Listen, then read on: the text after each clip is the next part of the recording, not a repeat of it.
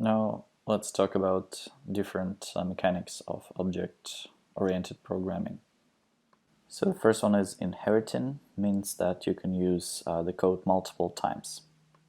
So we have one class, and then this class can inherit the next type of code, which will be the heir of this code.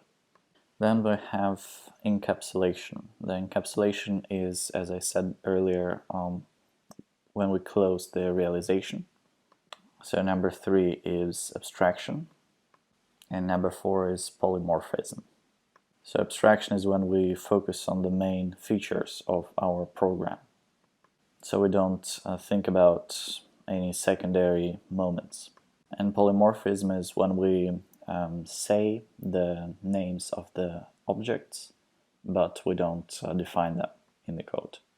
So let's look about inheritance in this example. So we have here a class of troll, and then we have init method. We'll talk about it later as well. And we have two methods, step 1 and step 2.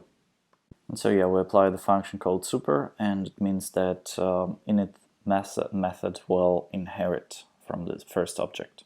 So it will inherit almost everything from the parent class, but we have an attribute C, which is a new one, which is not inherent. And we have the method called E3, which we can cause by applying isTroll. You cannot activate it just by calling class troll. So here we have some links for the practice materials, and I would like to continue and go into the practical side of our class.